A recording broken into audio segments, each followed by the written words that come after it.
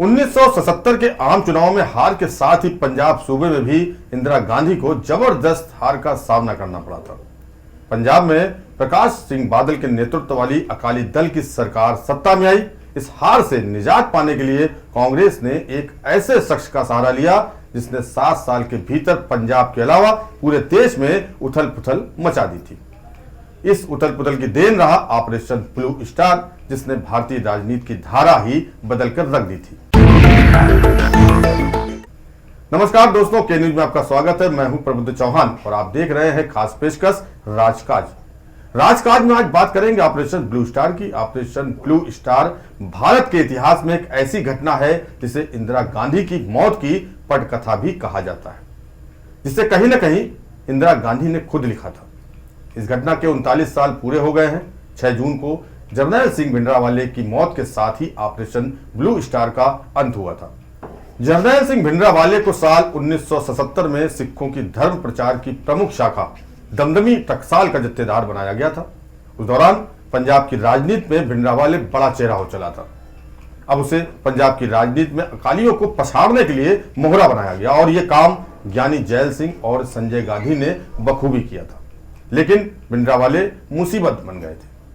वरिष्ठ पत्रकार कुलदीप नैयर ने अपनी किताब beyond the line and autobiography में लिखा है कि संजय गांधी ने भिंडरावाले को पैसे देने की बात मानी है। हालांकि उन्हें ये अंदाजा नहीं था कि भिंडरावाले आतंकवाद का रास्ता चुन लेगा। इंदिरा गांधी को 1980 के चुनाव में जबरदस्त जीत मिली थी। लोकसभा की 529 सीटों में से कांग्रेस को 351 सीटें मिली थी। ज्ञानी जैल सिंह को प्रधानमंत्री इंदिरा गांधी ने गृह मंत्री बनाया था। पंजाब विधानसभा चुनाव में कांग्रेस ने अकाली दल को पछाड़ा और पंजाब में दरबारा सिंह को मुख्यमंत्री बनाया। पंजाब में हार के बाद अकाली दल अपने पुराने मुद्दे पर चली गई, वो मुद्दा जिसे 1973 में अनंतपुर साहब रिजर्वेशन के नाम से जाना जाता है, जिसमें चंडीगढ़ और नदियों के पानी के बंटवारे पर एक तरफा मांगे की गई थी। अकालियों और धर्म की चंगुल में फंस गई थी। जनगणना का दौर था और लोगों से उनके धर्म और भाषा पूछी जाती थी। इस दौर में अखबार पंजाब केसरी ने हिंदी को लेकर मुहिम चला दी थी, जिससे माहौल और खराब हो गया था। हिंदी की मुहिम से कट्टर सिख नाराज हो गए, जिनमें भिंडरावाले भी थे। 9 सितंबर 1981 को हथियारबंद लोगों ने पंजाब केसरी के संपादक लाला जगत नारायण की गोली मारकर हत्या कर दी थी। इल्जाम जर्नैल सिंह भिंडरावाले पर भी आया। लाला जगत नारायण की हत्या के बाद 15 सितंबर को अमृतसर के गुरुद्वारे गुरदर्शन प्रकाश से भिंडरावाले को गिरफ्तार कर लिया गया, लेकिन सबूतों के अभाव में उसे जमानत मिल गई। भिंडरावाले पर राजनीति जारी थी कि पंजाब को अलग देश बनाने की मांग ने और जोर पकड़ लिया। हिंसा और खून खराबा बढ़ता जा रहा था। रिहाई के बाद भिंडरावाले भी तैश में था। इसी बीच दिल्ली में एशियाड खेल का आयोजन 1982 के नवंबर और दिसंबर महीने में होने वाला था, जिसके विरोध में जर्नैल सिंह भिंडरावाले ने विरोध प्रदर्शन का ऐलान कर दिया था। तब सुरक्षा के नाम पर 1,500 लोगों को गिरफ्तार कर लिया गया था। अब कट्टर सिखों का गुस्सा और बढ़ गया था, जिसका फायदा भिंडरावाले ने उठाया। नरमपंथियों की आवाज कमजोर पड़ने लगी। भिंडरावाले के बढ़ते हुए प्रभाव ने अकालियों को अलग थलग कर दिया था। इसी बीच पंजाब के डीआईजी एएस अटवाल की हत्या स्वर्ण मंदिर की सीढ़ियों पर कर दी गई। एएस अटवाल की लाश घंटों स्वर्ण मंदिर की सीढ़ियों पर पड़ी रही, लेकिन किसी की हिम्मत नहीं हुई कि उनकी लाश को मंदिर की सीढ़ियों से हटाया जा सके। एएस अटवाल के शव को हटाने के लिए खुद मुख्यमंत्री दरबारा सिंह को जर्नैल सिंह भिंडरावाले से मिन्नत करनी पड़ी थी। इस घटना के बाद इंदिरा गांधी ने ज्ञानी जैल सिंह से स्वर्ण मंदिर के अंदर पुलिस भेजने की सलाह मांगी, लेकिन उन्होंने मना कर दिया। इससे भिंडरावाले के हौसले और बढ़ गए। पंजाब में हालात विस्फोटक होते जा रहे थे। अकाली भी मैदान में आ गए। 2 महीनों में 30,000 गिरफ्तारियां दी गई। मांग थी अनंतपुर साहब के रिजॉल्यूशन को पास किया जाए। इसी बीच 5 अक्टूबर 1983 को सिख चरमपंथियों ने कपूरथला से जालंधर जा रही बस को रोक लिया। बस में सवार हिंदू यात्रियों को चुन चुनकर मार डाला गया। इस घटना के अगले दिन इंदिरा गांधी ने दरबारा सिंह की सरकार को हटा दिया। पंजाब में राष्ट्रपति शासन लगा दिया गया। सरकार हटाने के बाद भी हालात बदले नहीं। पंजाब में हिंसा मारकाट जारी रही, मगर इंदिरा गांधी भिंडरावाले के खिलाफ कोई सख्त कदम नहीं उठा पा रही थी। 15 दिसंबर 1983 को भिंडरावाले ने अपने हथियार बंद साथियों के साथ स्वर्ण मंदिर में अपना कब्जा जमा लिया। भिंडरावाले ने स्वर्ण मंदिर के अकाल तख्त पर भी कब्जा कर लिया। अकाल तख्त का मतलब एक ऐसा सिंहासन जो अनंत काल के लिए बना हो। यहीं से सिख धर्म के लिए हुक्मनामे जारी होते हैं। अकाल तख्त के कब्जे का विरोध हुआ, लेकिन भिंडरावाले ने परवाह नहीं की। हिंसा और मारकाट का दौर चलता रहा। भिंडरावाले चाहते थे कि हिंदू पंजाब छोड़कर चले जाएं। ये सीधे सीधे दिल्ली सरकार को चुनौती थी। उधर इंदिरा गांधी की मुश्किलें बढ़ती जा रही थी, उन्हें भी किसी फैसले पर पहुंचना था। इंदिरा गांधी ने आखिरकार 1 जून 1984 को पंजाब को सेना के हवाले कर दिया और कोड वर्ड रखा गया ऑपरेशन ब्लू स्टार। इस ऑपरेशन की अगुवाई मेजर जनरल कुलदीप सिंह बराड़ को सौंपी गई। सेना की 9वीं डिवीजन स्वर्ण मंदिर की तरफ बढ़ चुकी थी। 3 जून को अमृतसर से पत्रकारों को बाहर कर दिया गया। पाकिस्तान से लगती सीमा को भी सील कर दिया गया। मंदिर परिसर में रह रहे लोगों को बाहर आने को कहा गया। यह अपील बार बार की गई। 5 जून को 7 बजे तक सिर्फ 129 लोग ही बाहर आए। लोगों ने बताया कि भिंडरावाले के लोग बाहर आने से रोक रहे हैं। 5 जून 1984 को शाम 7 बजे सेना की कार्रवाई शुरू हुई। रात भर दोनों तरफ से गोलीबारी होती रही। ऑपरेशन ब्लू स्टार वो घटना है जिसने भारत के इतिहास को बदल कर रख दिया था। इस ऑपरेशन के जख्म सिर्फ पंजाब के ही हिस्से नहीं आए, बल्कि इसकी टीस पूरे मुल्क ने महसूस की थी। ऑपरेशन ब्लू स्टार के 2 जून को 29 साल पूरे हुए थे। 70 के दशक से अकाली दल पंजाब को स्वायत्त राज्य बनाने की मांग कर रहा था। 1973 में इसी को लेकर आनंदपुर साहिब प्रस्ताव पारित किया। प्रस्ताव में अकाली दल चाहता था कि केंद्र सरकार केवल रक्षा, विदेश नीति, संचार और मुद्रा पर अधिकार को छोड़कर अन्य सब विषयों पर पंजाब को उसके अधिकार दे दे। ये मांग इस कदर जोर पकड़ती गई कि पंजाब में हिंसक घटनाएं बढ़ने लगी। सितंबर 1981 में हिंदी समाचार पत्र पंजाब केसरी अखबार समूह के संपादक लाला जगत नारायण की हत्या हुई। पंजाब के कई जिलों में हिंसक घटनाएं हुई और कई लोगों की जान गई। अप्रैल 1983 में एक अभूतपूर्व घटना घटी। पंजाब पुलिस के उप महानिरीक्षक A.S. अटवाल की दिन दहाड़े स्वर्ण मंदिर परिसर में गोली मारकर तब हत्या कर दी गई जब वो वहां से माथा टेक कर बाहर निकले थे। मामले की जांच करते हुए पुलिस महानिदेशक K.P.S. गिल ने घटनास्थल के आसपास लगभग 100 पुलिसकर्मी थे और उनमें से आधे हथियारों से लैस थे, लेकिन अटवाल का शव इस घटना के करीब 2 घंटे बाद तक वहीं पड़ा रहा। पंजाब का माहौल बिगड़ता देखकर इंदिरा गांधी सरकार ने दरबारा सिंह की कांग्रेस सरकार को बर्खास्त कर दिया और राष्ट्रपति शासन लागू कर दिया। भिंडरावाले पर हिंसक गतिविधियों को बढ़ावा देने के आरोप लगने लगे थे। इसी कड़ी में 1984 में राज्य धीरे धीरे अलगाववाद की चपेट में आ गया। धार्मिक गुरु जरनैल सिंह भिंडरावाले की अगुवाई में अलगाववादियों ने गोल्डन टेम्पल में शरण लेकर तत्कालीन इंदिरा गांधी की सरकार को चुनौती दी थी। ऑपरेशन ब्लू स्टार से 3 महीने पहले हिंसक घटनाओं में मरने वालों की संख्या 298 हो गई थी।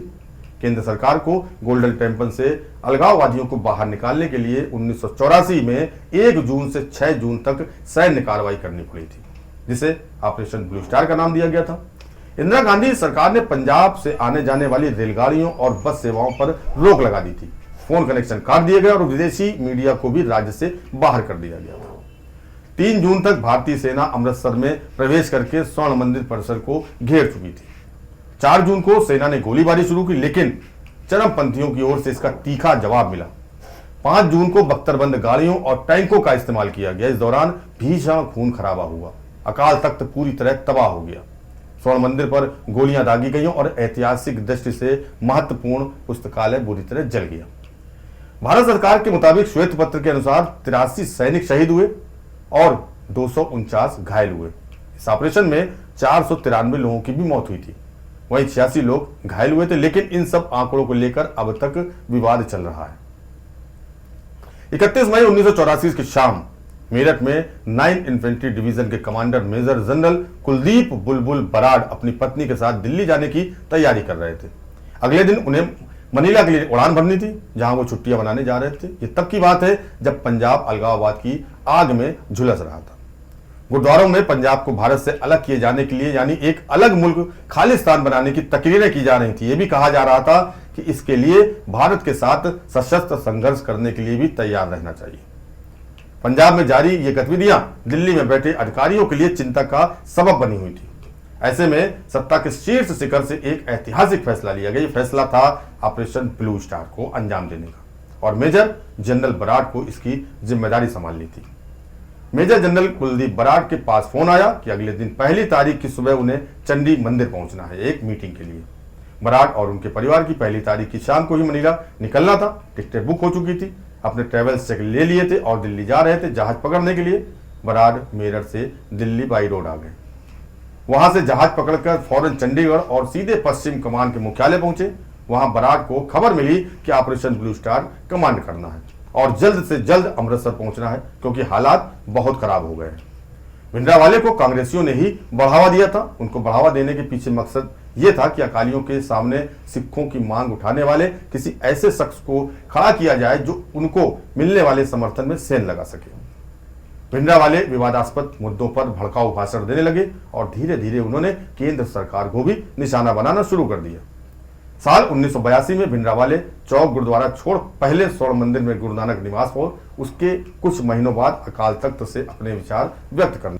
भिंडरावाले पत्रकारों से बहुत आराम से मिलते थे। भिंडरावाले स्वर्ण मंदिर की छत पर बैठते थे जहां कोई आता जाता नहीं था, बस बंदर ही बंदर घूमते थे। बातों ही बातों में उनसे पूछा गया कि जो कुछ आप कर रहे हैं आपको लगता है कि आपके खिलाफ कुछ एक्शन होगा? उन्होंने कहा, क्या खाक एक्शन होगा? वो छत से इशारा करके दिखाते थे कि सामने खेत है, 7-8 किलोमीटर के बाद भारत पाकिस्तान सीमा है, हम पीछे से निकलकर सीमा पार चले जाएंगे और वहां से छापामार युद्ध करेंगे। भिंडरावाले ये सब कुछ बताते भी थे और ये भी नहीं कहते थे कि इसे छापोगे नहीं। 4 जून 1984 को भिंडरावाले के लोगों की पोजीशन का जायजा लेने के लिए एक अधिकारी को सादे कपड़ों में स्वर्ण मंदिर के अंदर भेजा गया। 5 जून की सुबह जनरल बराड़ ने ऑपरेशन में भाग लेने वाले सैनिकों को उनके ऑपरेशन के बारे में ब्रीफ किया था। 5 तारीख की सुबह 4:30 बजे हर बटालियन के पास गए और जवानों से करीब आधे घंटे बात की। उन्होंने जवानों से कहा था कि स्वर्ण मंदिर के अंदर जाते हुए हमें यह नहीं सोचना है कि हम किसी पवित्र जगह पर जाकर उसे बर्बाद करने जा रहे हैं, बल्कि हमें यह सोचना चाहिए कि हम उसकी सफाई करने जा रहे हैं। जितनी कैजुअलिटी कम हो उतना अच्छा है। बराड़ ने यह भी कहा था कि अगर आप में से कोई अंदर नहीं जाना चाहता है तो कोई बात नहीं, मैं आपके कमांडिंग ऑफिसर से कहूंगा कि आपको अंदर जाने की जरूरत नहीं है और आपके खिलाफ कोई एक्शन नहीं लिया जाएगा। मैं 3 बटालियंस में गया, कोई नहीं खड़ा हुआ। 4थी बटालियन में एक सिख ऑफिसर खड़ा हो गया। बराड़ ने कहा, कोई बात नहीं, अगर आपकी फीलिंग्स इतनी स्ट्रांग है तो आपको अंदर जाने की जरूरत नहीं है। लेकिन उसने कहा, आप मुझे गलत समझ रहे हैं, मैं हूं 2nd लेफ्टिनेंट रैना, मैं अंदर जाना चाहता हूं और सबसे आगे जाना चाहता हूं ताकि मैं अकाल तख्त में सबसे पहले पहुंचकर भिंडरावाले को पकड़ सकूं। मेजर जनरल कुलदीप बराड़ को अंदाजा नहीं था कि अलगाववादियों के पास रॉकेट लॉन्चर भी है। 4थी बटालियन के कमांडिंग ऑफिसर से उन्होंने कहा कि उनकी प्लाटून सबसे पहले आगे जाए और अंदर जाए। उनकी प्लाटून सबसे पहले अंदर गई, लेकिन उनको मशीन गन के इतने फायर लगे कि उनकी दोनों टांगे टूट गई, खून बह रहा था। उनका कमांडिंग ऑफिसर कह रहा था कि मैं इन्हें रोकने की कोशिश कर रहा हूं, लेकिन वो रुक नहीं रहे हैं, वो अकाल तख्त की तरफ रेंगते हुए पड़ रहे थे। बराड़ ने आदेश दिया था कि उन्हें जबरदस्ती उठाकर एम्बुलेंस में लादा जाए और बाद में उनके दोनों पैर काट दिए गए थे। उनकी बहादुरी के लिए उन्हें अशोक चक्र भी मिला था। ऑपरेशन का नेतृत्व कर रहे जनरल सुंदर जी, जनरल दयाल और जनरल बराड़ की रणनीति थी कि इस पूरी मुहिम को रात के अंधेरे में अंजाम दिया जाए। 10 बजे के आसपास सामने से हमला बोला गया। काली वर्दी पहने पहली बटालियन और पैराशूट रेजिमेंट के कमांडोज को निर्देश दिया गया था कि वो परिक्रमा की तरफ से बढ़े, दाहिनी ओर मुड़े और जितनी जल्दी संभव हो अकाल तख्त की ओर कदम बढ़ाएं। लेकिन जैसे ही कमांडो तरफ से ऑटोमेटिक हथियारों से जबरदस्त गोलीबारी की गई। कुछ ही कमांडो इस जवाबी हमले से बच पाए। उनकी मदद करने आए लेफ्टिनेंट कर्नल इसरार रहीम खां के नेतृत्व में 10वीं बटालियन के गार्ड्स ने सीढ़ियों के दोनों तरफ मशीन गन ठिकानों को निष्क्रिय किया, लेकिन उनके ऊपर सरोवर की दूसरी ओर से जबरदस्त गोलीबारी होने लगी। कर्नल इसरार खां ने सरोवर के उस पार भवन पर गोली चलाने की अनुमति मांगी। कर्नल इसरार खां ने सरोवर के उस पार भवन पर गोली चलाने की अनुमति मांगी, लेकिन उसे अस्वीकार कर दिया गया। कहने का मतलब यह था कि सेना को जिस विरोध का सामना करना पड़ा उसकी उन्होंने कल्पना भी नहीं की थी। बराड़ को पहले 45 मिनट में पता चल गया था कि भिंडरावाले की प्लानिंग क्या है। उनके हथियार और उनकी किलेबंदी इतनी मजबूत थी कि इनसे पार पाना आसान नहीं था। वो चाहते थे कि कमांडो अकाल तख्त के अंदर स्टन ग्रेनेड फेंकें। स्टन ग्रेनेड की जो गैस होती है उससे आदमी मरता नहीं है, उसको सिर दर्द हो जाता है, उसकी आंखों में पानी आ जाता है और वो ठीक से देख नहीं सकता, और इस बीच जवान अंदर चले जाते हैं। लेकिन इन ग्रेनेडों को अंदर फेंकने का कोई रास्ता नहीं था। हर खिड़की और दरवाजे पर सैंड बैग लगे हुए थे। ग्रेनेड दीवारों से टकराकर परिक्रमा पर वापस आ रहे थे और जवानों पर उनका असर होने लगा था। सिर्फ उत्तरी और पश्चिमी छोर से ही सैनिकों पर फायरिंग नहीं हो रही थी, बल्कि अलगाववादी जमीन के नीचे मेन होल से निकलकर मशीन गन से फायर करते और अंदर ही गायब हो जाते थे। भिंडरावाले के जनरल शाहबेग सिंह ने अपने लोगों को घुटने के आसपास फायर करने की ट्रेनिंग दी थी, क्योंकि उनका अंदाजा था कि भारतीय सैनिक रेंगते हुए अपने लक्ष्य की ओर बढ़ेंगे, लेकिन कमांडोज बाकायदा चलकर आगे बढ़ रहे थे। यही कारण है कि ज्यादातर सैनिकों को पैरों में गोली लगी। जब सैनिकों का बढ़ना रुक गया तो जनरल बराड ने आर्म्ड पर्सनल कैरियर के इस्तेमाल का फैसला किया, लेकिन जैसे ही एपीसी अकाल तख्त की ओर बढ़ा, उसे चीन निर्मित रॉकेट लॉन्चर से उड़ा दिया गया। जानकार बताते हैं कि एपीसी में अंदर बैठे कमांडोज को प्रोटेक्शन मिल जाता है। भारतीय अधिकारियों की कोशिश थी कि वो जवानों को अकाल तख्त के नजदीक से नजदीक पहुंचा सके, लेकिन उन्हें पता नहीं था कि भिंडरावाले के पास रॉकेट लॉन्चर्स हैं। उन्होंने रॉकेट लॉन्चर्स फायर कर एपीसी को उड़ा दिया। जिस तरह से चारों तरफ चल रही गोलियों से भारतीय जवान धराशायी हो रहे थे, जनरल बराड को मजबूर होकर टैंकों की मांग करनी पड़ी। टैंकों को तब बुलाया गया जब देखा गया कि अकाल तख्त के नजदीक तक भी नहीं पहुंचा जा पा रहा है। अधिकारियों को डर था कि सुबह होते ही हजारों लोग आ जाएंगे, चारों तरफ से फौज को घेर लेंगे। टैंकों का इस्तेमाल ये लोग इसलिए करना चाहते थे कि उनके जिनान बल्ब या हेलोजन बल्ब बहुत शक्तिशाली बल्ब होते थे। उनके जरिए अधिकारी अलगाववादियों की आंखों को चुनियाना चाहते थे, ताकि वो कुछ क्षणों के लिए कुछ देख ना पाए और जवान इसका फायदा उठाकर उन पर हमला बोल दें। लेकिन समस्या ये भी थी कि ये बल्ब ज्यादा से ज्यादा 20 वापस ले जाया गया, फिर दूसरा टैंक लाया गया, लेकिन जब कुछ भी सफल नहीं हो पाया और सुबह होने लगी और अकाल तख्त में मौजूद लोगों ने हार नहीं मानी, तो हुक्म दिया गया कि टैंक के सेकेंडरी आर्मामेंट से अकाल तख्त के ऊपर वाले हिस्से पर फायर किया जाए, ताकि ऊपर से गिरने वाले पत्थरों से लोग डरे और बाहर आ जाएं। इसके बाद तो अकाल तख्त के लक्ष्य को किसी और सैनिक लक्ष्य की तरह ही माना गया था। बाद में जब रिटायर्ड जनरल जगजीत सिंह अरोड़ा ने स्वर्ण मंदिर का दौरा किया तो उन्होंने पाया कि भारतीय टैंकों ने अकाल तख्त पर कम से कम 80 गोले बरसाए थे। जनरल बराड़ से जब पूछा गया कि आपको कब अंदाजा हुआ कि जनरल सिंह और भिंडरावाले और जनरल शाहबेग सिंह मार दिए गए हैं, तो बराड़ ने जवाब दिया था, करीब 30-40 लोगों ने दौड़ लगाई बाहर निकलने के लिए। हमें लगा कि लगता है ऐसी कुछ बात हो गई है, और फिर फायरिंग भी बंद हो गई।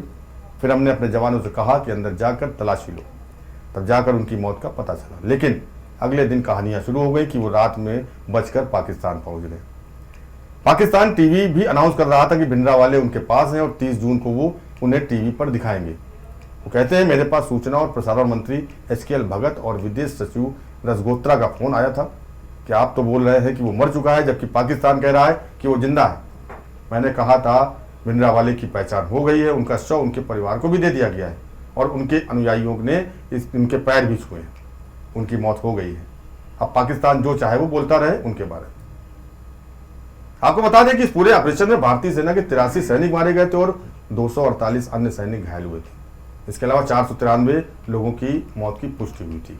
इस घटना से भारत क्या पूरे विश्व में सिख समुदाय की भावनाएं आहत हुई थी। ये भारतीय सेना की सैनिक जीत जरूर थी, लेकिन इसे बहुत बड़ी राजनीतिक हार माना गया था। इसकी टाइमिंग, रणनीति और क्रियान्वयन पर कई सवाल उठाए गए थे और अंततः इंदिरा गांधी को इसकी कीमत अपनी जान देकर चुकानी पड़ी थी। 6 जून को सुबह 5:20 पर तय किया गया कि अकाल तख्त में छुपे आतंकियों को निकालने के लिए टैंकों को लगाना होगा। ऑपरेशन के दौरान बहुमूल्य दस्तावेजों और किताबों की लाइब्रेरी में आग लग गई। फायरिंग में चली कई गोलियां हरमंदर साहब की तरफ भी गई। अकाल तख्त को भी भारी नुकसान हुआ। 6 जून को सुबह से शाम गोली चलती रही। देर रात जर्नल सिंह भिंडरावाले की लाश सेना को मिली थी। 7 जून की सुबह ऑपरेशन ब्लू स्टार खत्म हो गया था। ऑपरेशन ब्लू स्टार में कुल 83 सैनिक मारे गए, जिनमें 3 सेना के अधिकारी भी थे। इसके अलावा 248 घायल हुए। मरने वाले आतंकवादियों और अन्य की संख्या 493 रही थी। घटना के बाद पंजाब का माहौल बेहद तनावपूर्ण था। रक्षा राज्य मंत्री KP सिंह देव से इंदिरा गांधी को ऑपरेशन सफल होने की जानकारी मिली तो उन्होंने कहा, हे भगवान, ये क्या हो गया। इन लोगों ने तो मुझे बताया था कि इतनी मौतें नहीं होंगी। तो ये था ऑपरेशन ब्लू स्टार की हकीकत, जिसने न केवल देश की दशा और दिशा बदल दी थी, बल्कि उसकी चिंगारी आज भी सुलगती रहती है। खास पेशकश राजकाज मेरे साथ इतना ही। देश और दुनिया की बाकी खबरों को देखते रहिए न्यूज़ इंडिया और मुझे दीजिए इजाजत। नमस्कार।